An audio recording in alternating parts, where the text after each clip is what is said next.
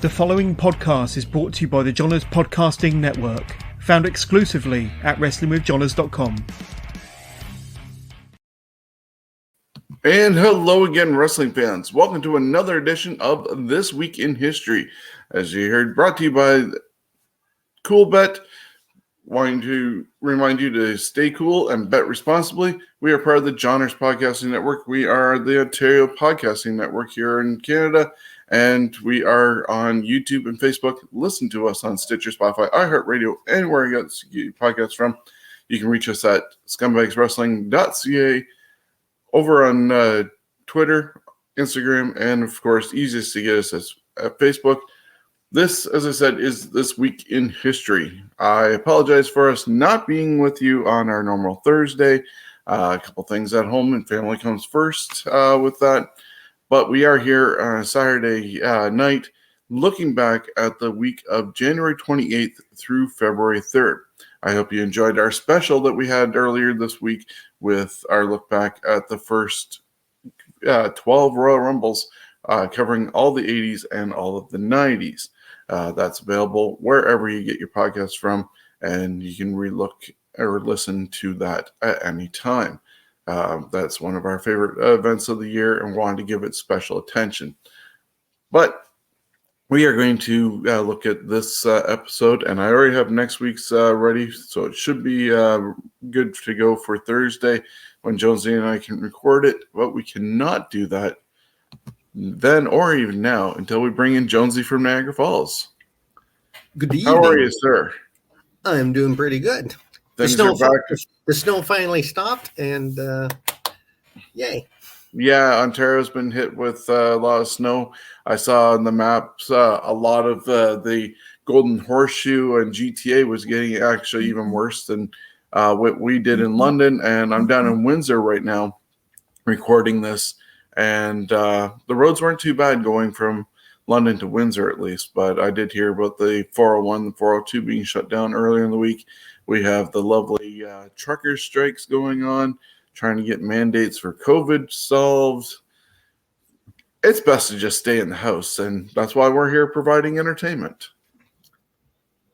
Yeah, truckers.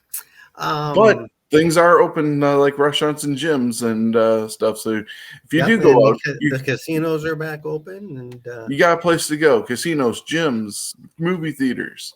Get out and support local. Unless a nasty variant comes along, we're going to be fine, at least until next fall. So probably. But aside from the real world of our lives and the lives of Ontarians and that, let's dive into the lovely world of wrestling. And we'll start off with our headlines. All right. There we go. January 28, 2002, 20 years ago on Raw, Vince McMahon releasing cancer on the WWF because Flair wouldn't sell his half on the company back to him. He would bring in the New World Order at the next pay-per-view, No Way Out. Interesting that pay-per-view, which existed before the NWO came, but No Way Out was NWO. It was. January 31st, year 2000, 22 years ago, on Raw's War, former WCW wrestler Chris Benoit, Eddie Guerrero, Perry Saturn, and Dean Malenko all made their WWF debuts. They interfered during a tag team match between the New Age Outlaws and Head Cheese, Al Snow and Steve Blackman. Jim Ross dubbed the foursome as Radicals. And, of course, Eddie Guerrero got up on the turnbuckle and didn't have the greatest frog splash. Yeah, I was going to mention that on his night number one, he gets injured, though was a huge thing for them to jump from WCW. We talked about that, I believe, on one of our last episodes, how things went down with the title being taken off Benoit, and instead of allowing Benoit to just drop it and do the honors, they said, nope, go away. And poof, they all showed up and they were all out of their contract. This is probably one of the reasons why WWE puts in those 90-day or 30-day, depending on which level you're at, no compete clauses, So you're not going from Raw one day and showing up 2 days later on AEW Dynamite. All right. These guys literally left Nitro, and the week later they were showing up on Raw, and they carried that momentum with them. And do you ever see that on soap operas, where a popular, character or whatever leaves one soap opera and they're literally on the next one the next day? I have heard and seen that. I do also know, because yes, I do follow some shows like that. There is one gentleman who works 2 different shows on 2 different networks. How that's possible? Lucky for him, but it doesn't happen in the world of WWE, at least. You can have that happen on with everybody else, because we did see that where Kenny Omega was on Dynamite and then showing up on Impact. But, you have to kind of keep and protect your property and your talent that you need to use, and not let somebody else cause injury to them and ruin your storylines in some other company. So I get that. Yes, because you wouldn't want, Head Cheese, Al Snow, and Steve Blackman to have gone over to Nitro the next night. That would have been disastrous. Oh, yeah. January 31st, 2000, The Rock defeated Kurt Angle. This was Angle's first pinfall loss in the WWF. Also on the 31st, 2010, at the Royal Rumble, Christian defeated Ezekiel Jackson to retain the ECW Championship. This would be the last time the ECW Championship is defended on pay-per-view. Very nice. And rest in peace, ECW. Yes. Some birthdays. January 28th, we have Shark Boy, who turns 47, and Sheamus, who turns 44. January 29th is Bob Hardcore, or what was, what was his other damn nickname? Thurman Sparky Plug. That's it. It wouldn't come to me. Thurman Sparky Plug. At least the hardcore gimmick was better for him. January 30th, Giant Gonzalez would have turned 56. Also, Becky Lynch turns 35, and Drake Maverick, Rockstar Spud, also shares the same day as Giant Gonzalez and Becky Lynch. He turns 39. January 31st, Dave Finlay turns a ripe 64 years old. And Superstar Spotlight, Becky Lynch. So I'll let you start off with profiling Becky, and I'll pick up after. All right.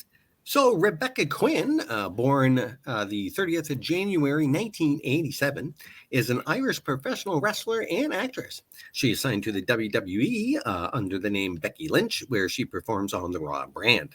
And is the current Raw's women's champion in her second reign. Lynch is one of WWE's most recognizable and highest paid wrestlers. Twitter named her 6th on their top list of top female athletes worldwide in 2019. And we, of course, thank Wikipedia for that. Quinn began training as a professional wrestler back in 2002. First, she was working in Ireland and occasionally teamed up with her brother using the ring name Rebecca Knox. She soon began wrestling across Europe and North America on the indie circuit for many different promotions. She most notably competed in ECCW, that's Elite Canadian Championship Wrestling, and became the inaugural Supergirls champion back in 2005. In 2006, saw Quinn suffer a severe head injury during a match, which would keep her away from wrestling for many years. She returned in 2012 and signed a contract with WWE in 2013. And she was assigned to the developmental territory at NXT. Following her push to the main roster, she became the inaugural SmackDown Women's Champion at Backlash 2016 and has held the title 4 times. A little closer to now, 2018, Lynch transitioned to a more aggressive character, and that was at SummerSlam when she attacked Charlotte Flair, presenting herself as an unfairly treated underdog and dubbed herself the Man, resulting in a large increase in her popularity In 2019, she won a Royal Rumble match, and at WrestleMania 35, she won both the Raw's Championship and SmackDown's Championship, making her the first woman to hold both titles simultaneously and a four-time WWE Women's Champ. She would lose the SmackDown title the following month, but then set a record for the longest reign as the Raw champ at 373 days until going on a hiatus due to pregnancy in May 2020. See what happens? Damn babies. In August 2021, Lynch returned at SummerSlam to confront SmackDown Women's Champ Bianca Belair. Belair. Is it Belair? Belair. You tell I don't watch the current product except on pay-per-view, whom she would defeat seconds later to become a four-time SmackDown Women's Champ. Lynch would then trade the SmackDown Women's Championship for the Raw Women's belt held by Charlotte Flair to become a two-time Raw Women's Champion. And six-time Women's Champ, Lynch is also the only woman to defend both the Raw and SmackDown Women's titles at a Saudi Arabia show. So that actually happened. What was that? That they actually traded belts? Yeah, they actually stood in the center of the ring, and this actually became looking like a little bit of a shoot, and there was some heat on both of them, and a lot on Charlotte Flair not wanting to do that, which I can understand because you should be losing a title, not just trading because your belt is blue and you're working on the red side. I mean, I kind of like the idea, but maybe one of them wanted to trade and one of them didn't, and then they had a match or something. Then I can see that because that's a kind of cool match. You're losing a title, but you're gaining a title. Yeah, so and I kind of like this the swap thing. Almost like, why don't they do a intercontinental? Well, we're getting off topic, but I don't care. Why don't they do a intercontinental champ against a world champ? And if the IC champ wins, he gets the world belt, and the guy that had the world belt gets the IC belt. That'd be interesting, but that ended up being double champ like Warrior did, type deal. And we saw, I think, Seth Rollins do world and US champ one time. But yeah, well, you can't win both belts. You would just actually switch it. Mm-hmm. I get that. Looking just to break down some of what you just read to us, she signed her developmental deal in April 2013, moved to Florida to report to NXT, and on August 29th, her new ring name was given to her for Becky Lynch. She made her TV debut on the 26th of June 2014 episode of NXT, defeating Summer Rae. And the next week, Lynch teamed with Bayley in a losing effort against the BFS, which were beautiful, fierce females, NXT Women's Champion Charlotte and Sasha Banks. So right there, you had the four horsewomen going against each other at that time. These four created a huge bond and became the four horsewomen of WWE. Lynch made her official main roster debut July 13th in an episode of Raw as a fan favorite alongside Charlotte and Sasha. And after Stephanie McMahon called for a revolution for the Divas division, Lynch and Charlotte began allying with Paige, who was feuding with Team Bella, which was Alicia Fox and Bella Twins, and Banks got aligned with Naomi and Tamina, leading to a brawl between all three teams. The trio of Paige, Lynch, and Charlotte originally was dubbed Submission Sorority, and that had to be changed to their Team PCB, which was their initials, because it was found out the original name was a name of an adult web page. Nice. On September 11th, 2016, Backlash, Lynch won the six-pack elimination challenge, last eliminating Carmella to become the inaugural SmackDown Women's Champion. At WrestleMania 35, it was the first time women were main eventing a pay-per-view, especially WrestleMania, first time for that, in a three-way with Charlotte and Ronda Rousey, and she became two belts Becky, winning both the Raw and SmackDown championships from her competitors. It kind of was a botched ending where Ronda's shoulders weren't fully down, and wouldn't be surprising, especially right now with them using the history of Roman and Seth Rollins. with Ronda gone right after that and only coming back now, they should use that footage and have Ronda go after Becky. But it looks like Ronda's going after Charlotte first.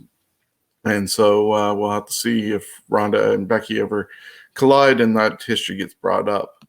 But that happened.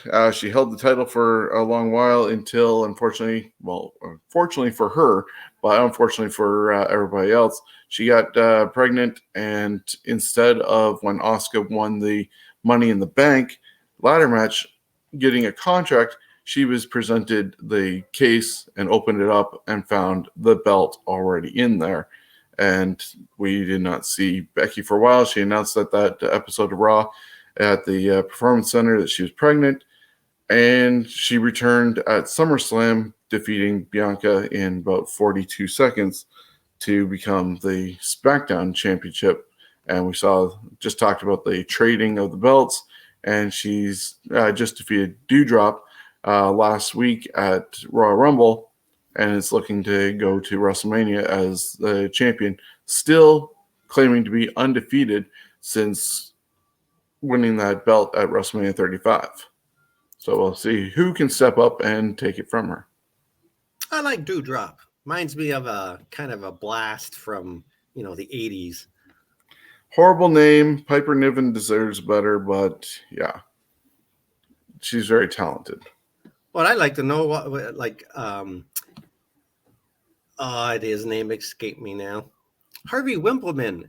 If he's still working for them, why isn't he her manager? You'd think, Oh, to redo the Bertha Faye thing? Kind of. Like they could say that that's Bertha Faye's, grandchild or something. And of course, Wimpleman had a thing for Bertha, so why not her granddaughter? Or just be her daughter and Harvey be her father. Yes. Oh, hey, there you go. That's less creepy too. Yeah. Moving on to big events. Some of the big events, January 28th, 1991, 31 years ago, WWF taped the final edition of the main event, the announcement of Hogan facing Sergeant Slaughter at WrestleMania 7 for the WWF Championship belt. On the same taping, 3 episodes of WWF Superstars of Wrestling were taped during this session. Paul Bearer made his TV debut as The Undertaker's new manager. Hulk Hogan and Tugboat defeated Dino Bravo and Earthquake. Jim Duggan defeated Sergeant Slaughter by DQ in a WWF Championship match. In the Legion of Doom, Animal and Hawk defeated Orient Express, Kato, and Tanaka. And I actually have a little memory of that because I seen Paul Bearer on TV debut as The Undertaker's new manager. And then it was, I think, the next day, went to the London Gardens in, of course, London, Ontario, and went and seen WWF. And who was there? Paul Bearer. So that was seeing him for the first time, which was kind of cool. Yeah, Undertaker and Bruce were really good friends, but with all the other responsibilities Bruce had with creative and doing that, he just didn't have enough time to also be on the road with Undertaker. And if you go back and listen to some Something to Wrestle With, they actually do a tribute to William Moody, Paul Bearer, and talk about how he got called up and they found out that he was a former mortician and it worked out perfectly with what they wanted to offer him. And then he was there and they were trying to figure out what name to give him. And I believe it was Road Warrior Hawk who came up with the name Paul Bearer, being a pun as it is for what the actual role is in a regular funeral. And they went with it, and it was just, awesome magic at the thing. You saw even on the screen here, Bruce as Brother Love introducing Paul Bearer on the Brother Love show and just turning over the reins to Undertaker's career.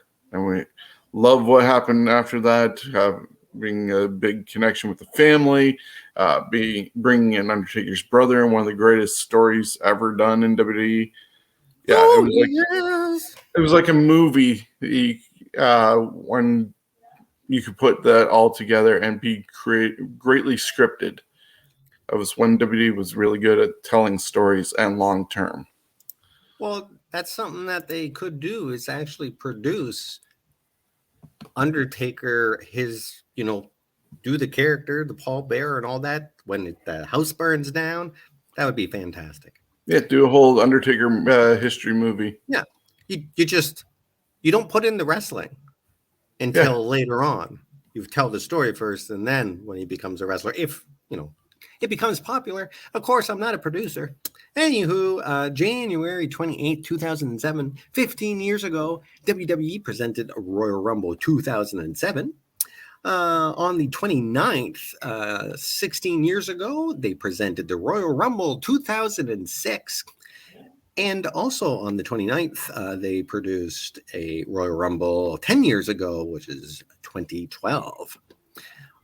January 31st, 1991, 31 years ago, WCW presented Clash of the Champions 14, Dixie Dynamite. It was the first... I was going to say that will not ever happen again with that Confederate flag. Yeah, I don't personally have a problem with the Confederate flag because, again, it depends how they use it. When you're using it at a wrestling show, whatever, it's a character. Anyways, exactly. But, I understand some people, they don't like the flag, yes. Anywho, Dixie Dynamite, it was the first Clash of the Champions ever produced solely by WCW. Now, actually, is that on the network, and do they keep that image in there? I'm just wondering. Yeah, I'll have to go back and check that out because Peacock did sanitize some things, and this would definitely probably fall under those things that Peacock would be sanitizing. And I wonder when they show any of the Godwin matches if they blur out the bandana that they had. And the same thing with the Freebirds. Oh, yes, because the Freebirds. Sometimes Michael PSAs had the whole Confederate flag as a cape. Yeah, again, it depends how it's used. Dusty Rhodes made his return to WCW after spending the last 2 years in WWF. January 31st also saw WWF tape SmackDown Extreme. Airing 2 days later, the show featured a unique cross-promotion for that weekend's debut of the XFL. Every featured match on the show had a stipulation. 2005, 17 years ago, WWE presented Royal Rumble 2005. Batista and John Cena eliminated themselves at the same time. Of course, Vince McMahon stormed down to the ring and tore both his quads entering the ring, and it was amusing. Batista would win the Royal Rumble again in 2014 from the number 28 slot. He is the only man to win multiple Rumbles drawing the same number. Bullshit. Winning that in 2014 should have been Daniel Bryan. Anyways. It should have been. On January 31st, 11 years ago, WWE presented Royal Rumble 2011. This was the first and so far only 40-man Rumble. It was won by Alberto Del Rio. Also on the 31st, 8 years ago, TNA taped the 500th episode of Impact. And in 1998, 24 years ago, WCW presented the audio pay-per-listen event in the Boston Brawl. And it's kind of funny. That's how popular wrestling was back then. They actually had it on the radio. And WWF, I believe, did some of that too, did they not? Yeah, in the early 90s when Jim Ross had first got there. So I'm thinking about 94, 95-ish. They were doing basically mixture of podcasts meets baseball on the radio versions of wrestling at that time with Radio WWF. And then WCW tried it a few times. Unfortunately, neither time did either company get much success. I don't know how it would unfold in today's market where podcasts are so rampant and popular compared to the 90s. I think it depends how it's done. I think if they see on radio, that's more where they could talk about other things and build up and that instead of calling the full match. Where when it's live on TV, Shut up about what's going to happen later on. I don't fucking care. Tell me what's going on in the match. Build the match. Build those people up. Anyways, that's me. Yeah, I think it has to happen on both TV and during the matches, because, and even so, more so if you're doing audio wise, you need somebody who's going to call the moves, and not somebody like Excalibur, mind you, but you have somebody like Jim Ross or Gordon Soley, those type of guys who know the moves and can talk as though they're presenting sports instead of sports entertainment, and put in the filler when needed as the color. But you need somebody doing proper play-by-play. Yes. Man, WCW is really bad talking over the good parts of the match. Anyways, we got the main event of that event. Featured a steel cage match that heard Sting defeat Hollywood Hogan. Kind of, man, that's a steel cage match. I mean, you'd be able to hear the cage rattle, but really, that's, wow. Very weak. January 31st, 1998, 24 years ago, ECW presented Hostile City Showdown 98. On the 31st, also 2010, 12 years ago, WWF presented Royal Rumble 2010. The show had the unadvertised return of Edge, who was out 5 months after a shoulder surgery or injury. Yeah.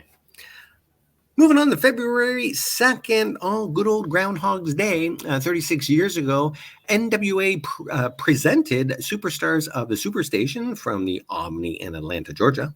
Appearing on the show in cameo appearances were singer Willie Nelson and former Major League Baseball pitcher Gaylord Perry. And Ric Flair did not see a shadow on that day, so that's what we know about that. Some title changes.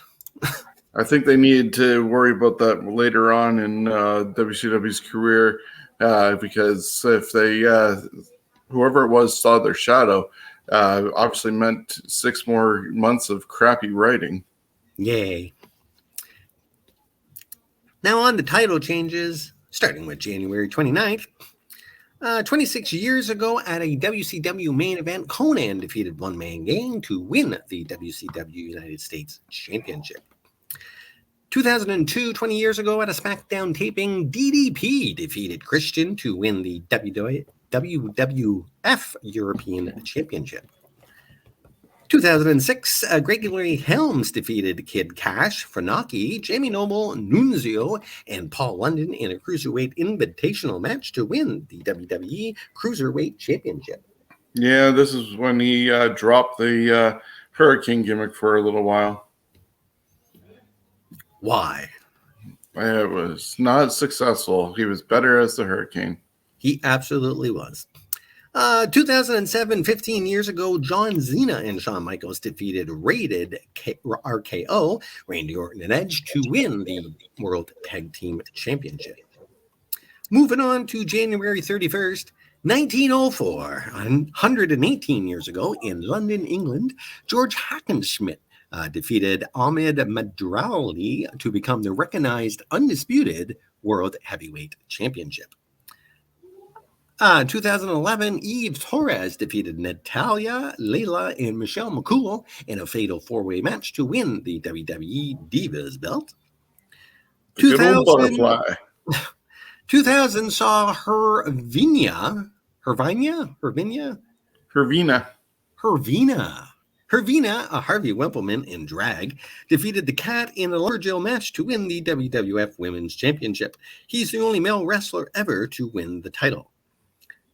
2010, Mickie James defeated Michelle McCool in just 20 seconds to win the WWE Women's belt. 2017, 6 years ago, at an Impact taping in Birmingham, England, Beer Money, James Storm, and Bobby Roode defeated the Wolves, Eddie Edwards, and Davey Richards to win the TNA World Tag Belts. February 2nd, 1986, the Midnight Express, Bobby Eaton and Dennis Condrey defeated the Rock and Roll Express, Ricky Morton and Robert Gibson to win the NWA World Tag Team Championship. And for some reason, that thumbnail is missing. Oh, no. Yeah. And You have to look at this. 3rd, 1996, 26 years ago in Queens, New York, the Eliminators defeated Cactus Jack and Mikey Whipwreck to win the ECW World Tag Belts. In 2003, 18 years ago, at a SmackDown taping, Rikishi and Scotty 2 Hotty defeated the Basham Brothers to win the WWE Tag Team Championship. Some good title changes going on there. And I don't know how many of these titles actually last a long time because it was in the era of Hot Potato compared to... I don't notice it as much now. But even though they have so many belts, the titles don't seem to change as quickly. Of course, you have somebody like Shinsuke Nakamura who hasn't defended his title in a long time because of an injury, and they didn't bother to strip him of it. And what does he hold? The IC belt? IC title, which he'll probably drop. We don't need to put that one out there. See, with those things, I don't know why they just don't strip the guy. But as soon as he comes back, he gets a shot at the next major pay-per-view. That's it. Yeah, well, and it should be a no DQ match. That way, it has to be a decision. Sami Zayn is in line for the title, and I believe he's going to get this shot in about 2 weeks. Oh, nice. All right, the headlines. February 1st, 1993, on Monday Night Raw, Lex Luger makes his WWF in-ring debut with a win over Jason Knight. 1993, and then be the same show, Brutus the Barber Beefcake returned nearly a year after his barber shop was destroyed by unhappy customer Sid Vicious. This would be the beginning of the returning Hulkster in the upcoming weeks.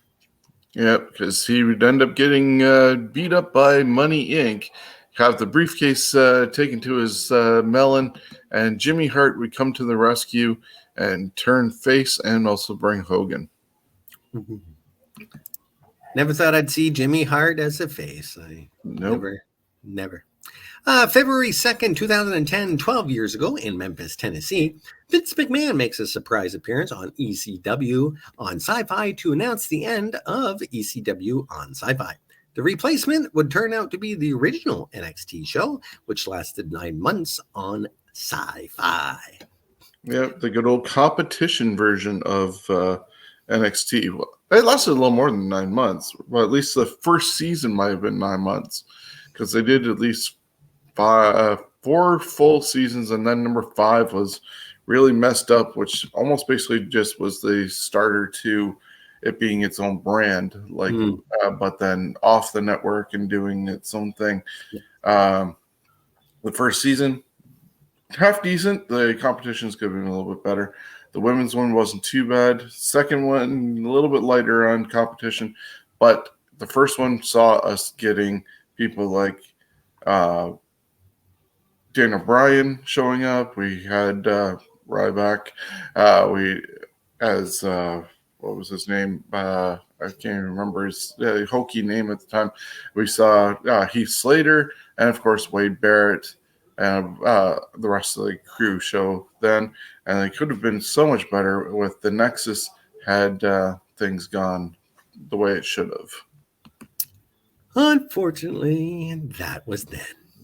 Yep. February 3rd, 1973, 49 years ago, All Japan Pro Wrestling joins the National Wrestling Alliance in becoming the official Japanese promotion of the NWA.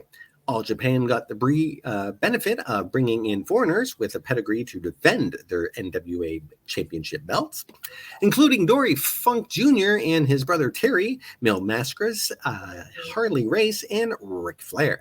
Years later, with the collapse of the territorial system, however, All Japan left the NWA in 1989 and soon began a massive success surge in the 90s. Also on the 3rd, 1996, Bam Bam Bigelow made his ECW debut. In year 2000, 22 years ago, the WWF and NBC announced a joint venture to form a new football league, the XFL. Yeah, unfortunately, their biggest problem was they decided to come out and say that they were going to be better than the NFL and do all this other stuff instead of being an alternative or something to look forward to after the NFL was done and keep your football spirit going. They kind of shot themselves in the foot that way, and then they shot themselves in the foot with how they presented the cheerleaders and tried to convince them to flirt and hook up with the players, and they put the cameras into the women's cheerleaders' locker room. It got very sports entertainmented instead of football the way it's supposed to be. And though I believe somewhere have on video the very first games of the XFL and the opening ceremony where Vince is on the field. We'll talk about that actually just in a second when it debuted. The Rock is there. You got Craig DeGeorge coming back. JR, Jesse, and King all doing commentary. They just, I don't know. It was a hot mess. Yeah, it was a good idea, but it wasn't executed right. And for some reason, this reminds me of roller games, where, you know what, if you would have just produced it as being more of a real thing than trying to dress it up to make people go, "Oh, this isn't real," then that's why they lost a lot of their audience, is because, well, you're presenting this like an entertainment venture where back then there wasn't a lot of fireworks and all that type of stuff. There was some, but it wasn't like it is now. The XFL was supposed to be real football, and it was real football. It was all the bells and whistles on the side that distracted from its success. And I think you're about to read what happened that first show, and then I'll pop in some more info. Exactly 1 year later, to the date of the announcement of the formation of the XFL played its opening game. NBC's broadcast would mostly focus on the Hitman Outlaw game.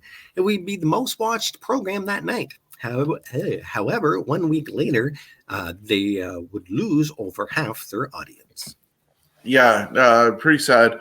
And I think what we were just talking about with the fact that it was too sports entertainmented off the field took away from it. I know people weren't too fond of the scramble to get the ball because I think somebody did get injured on the first attempt at doing so. So that was kind of a moment.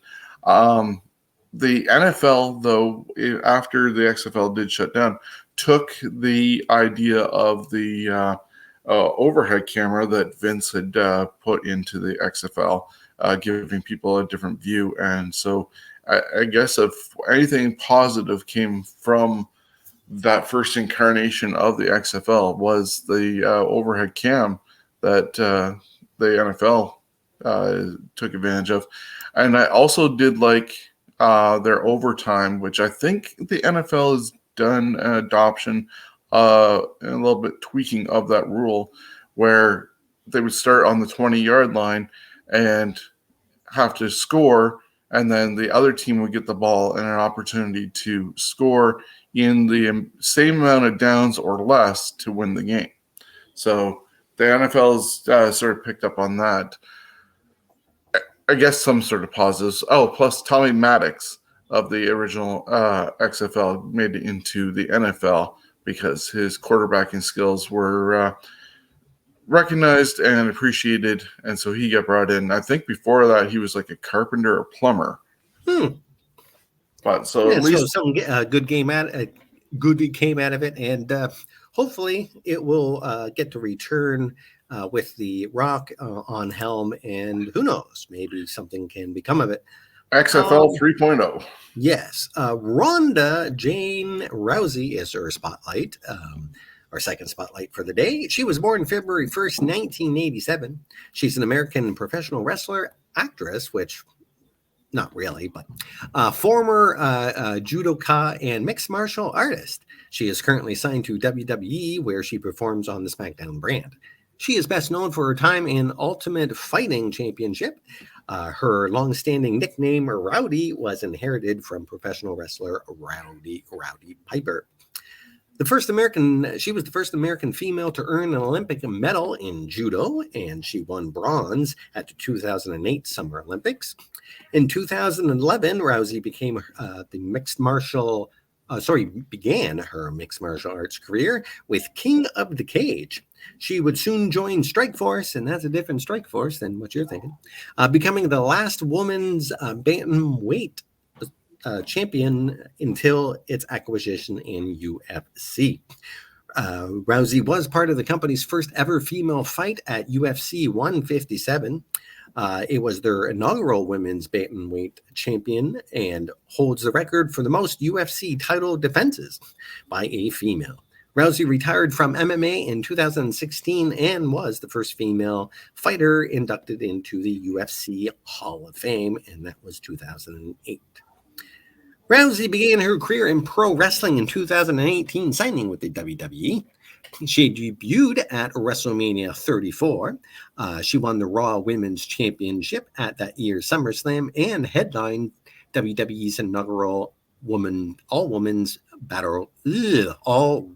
pay-per-view when she successfully defended her title at WWE Evolution. Rousey lost the title in the first ever women's WrestleMania main event at WrestleMania 35. Her reign as Raw Women's Champion is the second longest in the title's history at 231 days. At the Royal Rumble 2020, Rousey returned, winning the namesake. Did I mess that up? It didn't sound right. I'll just read it the way it was written. Rousey returned at the Royal Rumble in 2022, winning the namesake match. Okay, it's just the wording of it. Namesake match. Who wrote that? Blech. Damn you, Wikipedia. Rousey is the only woman to win a championship in both the UFC and WWE, as well as the only woman to headline a pay-per-view in both companies. She was voted the best female athlete of all time in 2015 ESPN fan poll, and Fox Sports described her as one of the defining athletes of the 21st century. Rousey has also appeared in films including The Expendables 3, Furious 7, and Mile 22, and released her autobiography, My Fight, Your Fight, in 2015. The Expendables 3. But she has those as credits. So yeah, as you said, she won the Royal Rumble last week, and she will be going to WrestleMania probably on one of the two nights, probably night number one, challenging, it looks like, Charlotte Flair for the title. So the second time being able to main event a WrestleMania. Her WWE trainers were Brian Kendrick, Goldust, Kurt Angle, and Natalya. Her MMA trainer, people would recognize the name Jean LaBelle because that is the LaBelle lock that Dan O'Brien uses, or should I say Bryan Danielson uses. Her MMA record, she only had 14 matches. She was 12 wins, 2 losses. She had 3 knockouts, 9 submissions, with her 2 losses coming by knockout. As said, she won the Raw Women's title from Alexa Bliss at SummerSlam 2018 and main evented with Charlotte and Becky Lynch at WrestleMania 35. She's married to Travis Brown and had taken time away from wrestling to have a child. And it took them a while, but they finally did have a little girl, I believe. And it was only a few months ago, like late last year, that she gave birth to her baby, and to be in the shape that she's in and returning last week, amazing, really, because she's only going to get in better shape by the time WrestleMania comes. And you know what? It's really cool that Roddy Piper's jacket gets to still go to the ring. So that's always, I always like that. Birthdays. Ronda Rousey, of course, was born on the 1st of February. She is 35. On the 2nd, Teddy Hart is 42. Of course, that's one of the Hart brothers. Also on the 2nd is Brian Cage, who turns 38, and Ilsa Dawn turns 28. 38 and 28. So Ilsa. Isla Dawn? Yeah, she works for the NXT UK. That's how you say that, Isla? Yep. Oh, okay. Jeez. See, I hate. Anyways, she's 28. Dory Funk Jr. Dory Fink. That's awesome. Dory Funk Jr. is 81. Haku turns 63. Marty Jannetty is 62. And Kerry Von Erich would have turned 62. All right. Yeah, surprising Marty Jannetty's still going considering all the stupid shit he does. But talented guy, just yeah. And the road got unfortunately, to him, man. The road got to him. yeah, and unfortunately, is now a cliche in wrestling, considering nobody wants to be the Marty of any tag team when they break up. And hey, maybe we should start some kind of fundraiser thing for Marty Jannetty to get DDP to take him in. You know. Yeah, he might need a little bit of care that way, considering some of the crazy and stupid things he posts, and apparently multiple girlfriends. I'm wondering if women at a certain age are legal or illegal. Yeah. And then claiming last year that he killed somebody when he was a kid. The man needs some help. Yes. The only thing he killed is being a tag team partner. Oh. Big event breakdown, the main event number 2, which was on February 3rd, 1989. It took place and aired live on Friday, February 3rd, 1989 at 8 p.m. from the Bradley Center in Milwaukee, Wisconsin. So the slowly building tension between Hulk Hogan and the Macho Man Randy Savage finally boiled over during the team's main match event against the Twin Towers, which led to the team's breakup upon Savage's heel turn when Savage contended that Hogan was lusting after his manager, Miss Elizabeth. Yeah, the main event was the second year for that. We're going to talk about the first year for it on our next episode, because both of them were explosive events that led towards the main event of the WrestleMania. In this case, this was leading up to WrestleMania 5, and the other one was WrestleMania 4. But it was a 1-hour primetime special on NBC on a Friday night, 8 o'clock, and all they had were 2 matches on it because they had the big story and then something else was needed. And the case of the something else in this case was Ted DiBiase defeating Hercules, and that was shown on TV. I think the following year there was 2 matches shown on that one, with the other filler being the lead up to the main event. Once again, we'll talk about that next week. But this one was huge because for months we'd seen Randy giving the eye to Hogan, and Hogan putting his hand accidentally in places on Elizabeth and hugging her that looked a little questionable. And then weeks earlier, we've seen Hogan accidentally dump Savage to the floor during the Royal Rumble, and Savage got in there and got in Hogan's face at that point. As we know, Savage was a champion, Hogan was not. Elizabeth had to separate them. And then during the Twin Towers and Mega Powers match, which was obviously now the blow-off, their feud that they had for a while since Survivor Series, when the 2 teams captained their teams against each other.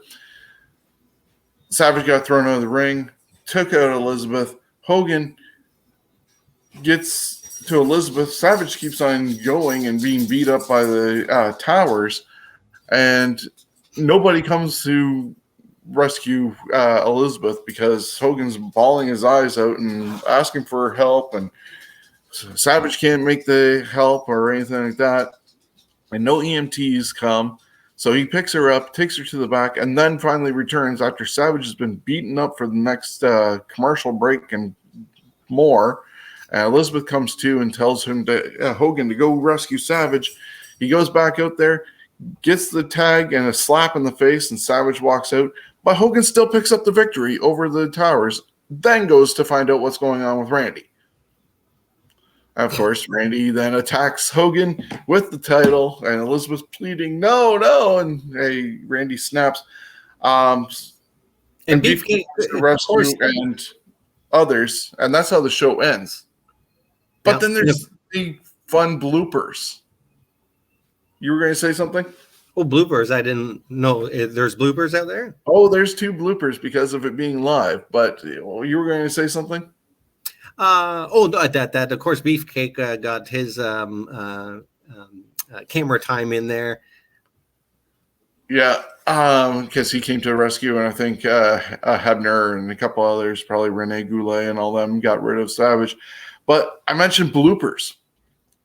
During the match before Elizabeth got taken down, the Towers had Savage down. They both bounced off the rope, and they were going to double splash Savage.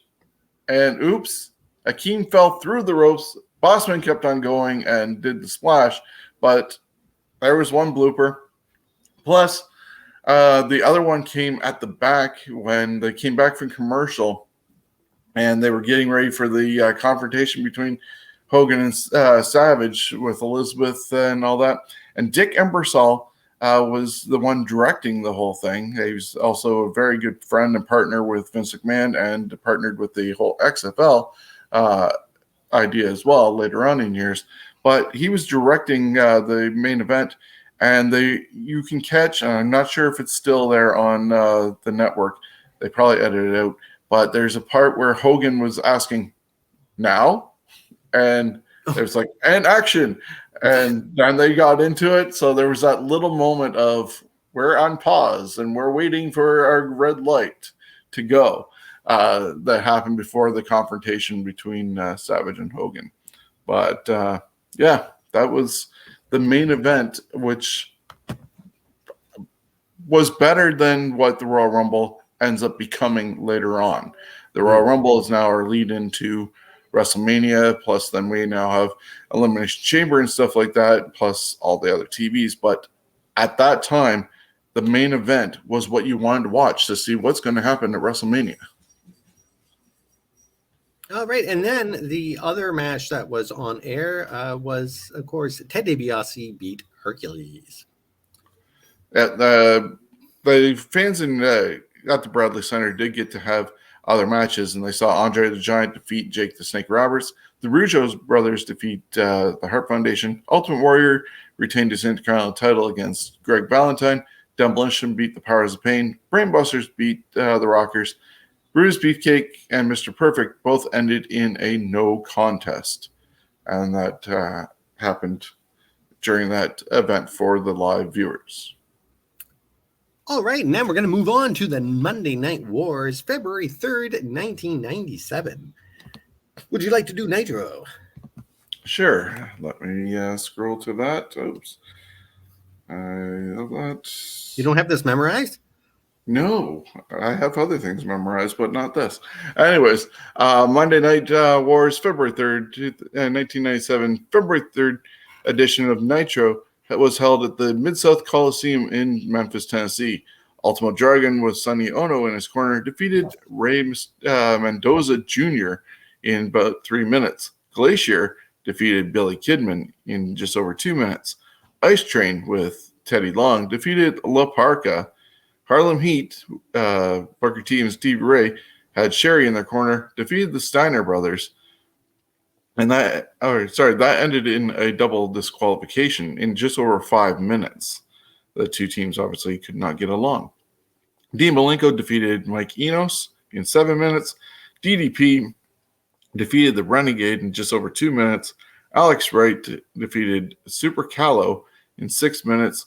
Conan, with Jimmy Hart in his corner, defeated Chris Benoit, who had Woman in his corner, via a disqualification in 4 minutes. And Jeff Jarrett defeated Mongo McMichael, who had Deborah in his corner, by countout in 2 minutes. And that looks like it was the main event. Kind of sad. This card had a couple of matches that looked good on paper with Harlem Heat against the Steiners, but then that ended in double disqualification. But it looks a lot like a edition of WCW Saturday Night. And that's surprising for 1997. What happened on Raw? You're on mute. Awesome. I'm on mute. So the edition of Raw, which took place at Skydome in Toronto, Ontario. Were we at this one? Yes, we were. All right. This edition was known as Royal Rumble Raw, featuring. Oh no, that I don't need to read that. No, Okay, I was so at this one. You were not. Oh, I wasn't there. Okay. You were not there. I was Okay. there for this one. This was the first 2-hour Raw broadcast. The dark match was Rocky Maivia defeating the Sultan. Vader with Paul Bearer defeated Steve Austin by DQ. Savio Vega defeated Flash Funk Da Boogie. Doug Furnace and Phil LaFawn defeated Owen Hart and Davey Boy Smith in a WWF Tag Team Championship match by countout. And that was a long match. That was over 14 minutes. Crush defeated Gold Dust. Hunter Hearst Helmsley defeated Mark Romero to retain the WWFIC championship, and that was 14 minutes. The Undertaker and Ahmed Johnson defeated Farouk and Mankind in a no-holds-barred tag team match. And the dark match of the night was Shawn Michaels defeating Bret Hart and Psycho Sid in a triple threat match to retain the WWF championship. And actually, I think I was at this one, because I remember that main event. I know we were not there together. Because this was the first event. No, wait, because this is the one. This is the one that I went. You went to that one, but I went to this one with Ben, and I was in college, and I took the train there. And yes, I do believe so.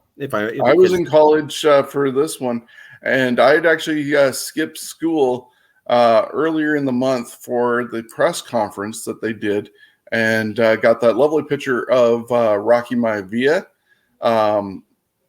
And those who know the turtleneck picture and the fanny pack, that's actually done in the stairwell of the Skydome.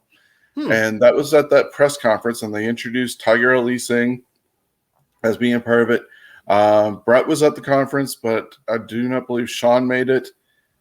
And I think Sid missed it as well. But they did that whole thing. I skipped school for that. My family came and visited me in Toronto because I just moved there in September to come and see that show. And we ended up staying at the Skydome Hotel. If you were in the hotel room, you could actually see it on the TV as well. My sister was not at the wanting to go to the event, but went to the hotel anyways. And that's how she ended up seeing it happening. And earlier in the day when we were checking in, I had actually talked to Tiger Ali Singh for a bit, and he gave a couple of autographs. We ran into Jim Ross in the elevator as he was going down to do the event. And just totally really good first experience at a live show, which then did become a Monday Night Raw for the USA viewers. It was a special one for us at that time. I think the dog show was actually happening on USA. So it was in Canada that we got to see it on TV, and different lighting because they didn't have all the regular Raw stuff there.